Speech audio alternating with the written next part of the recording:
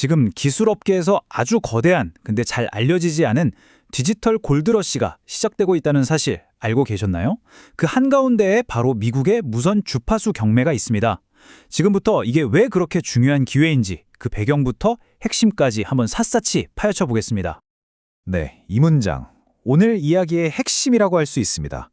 겉보기엔 별일 없어 보이는 통신산업이지만 바로 지금 물밑에서는요, 거대한 지각 변동이 일어나고 있다는 강력한 신호죠. 자, 여러분 한번 상상해 보세요.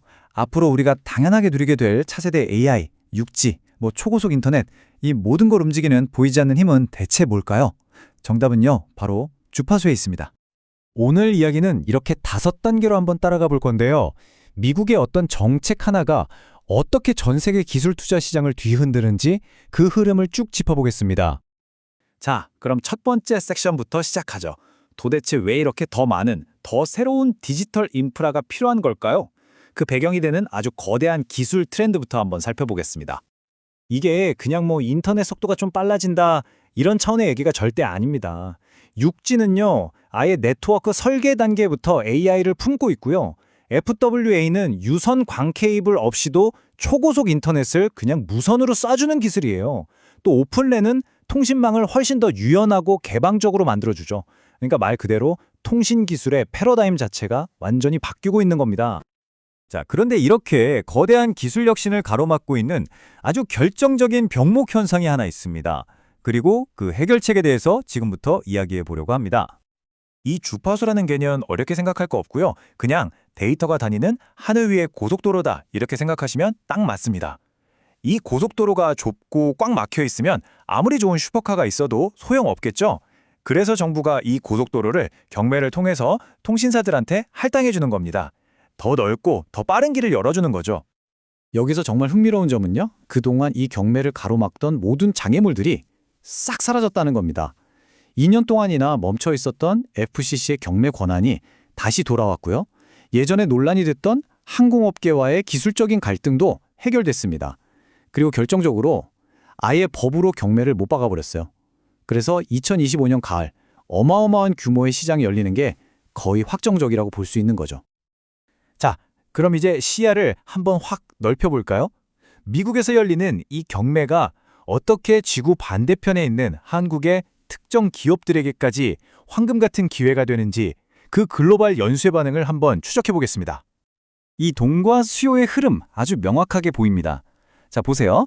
FCC가 주파수라는 길을 딱 열어주면 버라이즌 같은 미국의 거대 통신사들이 수십조 원을 쏟아부어서 투자를 시작합니다.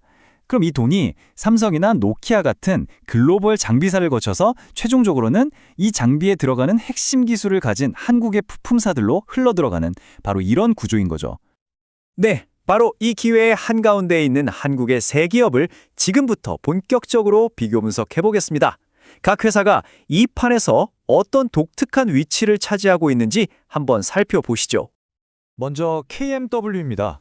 이 회사는요, 통신사들이 기지국을 새로 지을 때마다 필요한 안테나나 필터 같은 핵심 부품을 직접 납품하는 곳이에요. 말 그대로 통신 투자 사이클과 운명을 같이 하는 순수 플레이어라고 할 수 있죠. 잘 될 땐 크게 잘 되지만 반대 경우도 생각해야 하는 하이 리스크, 하이 리턴의 특징을 가집니다. 다음은 HFR입니다. 이 회사는 마치 골드러시 때 금 캐는 사람한테 곡괭이랑 청바지를 파는 회사 같다고 할 수 있어요. 기지국과 중앙통제센터를 연결해주는 그 중간다리 역할을 하는 데이터 전송 장비를 만들거든요. 그러니까 망이 많이 깔리면 깔릴수록 또 데이터 사용량이 늘면 늘수록 HFR의 역할은 더 중요해지는 겁니다. 마지막으로 RFSIC입니다. 이 회사는 통신 장비의 심장이라고 할 수 있는 고성능 전력 증폭기를 만드는데요. 여기서 진짜 핵심은 뭐냐면 이 부품이 방산 레이더에도 똑같이 쓰인다는 점입니다. 그러니까 통신 시장이 좀 주춤하더라도 국방 분야라는 아주 든든한 버팀목이 있는 거죠. 굉장히 안정적인 구조를 가지고 있다고 볼 수 있습니다. 자, 이 표를 보시면 세 회사의 특징이 한눈에 들어오죠. 단순히 미국 통신 투자에 대한 한방의 파괴력만 본다면 KMW가 구조물로 가장 강력합니다.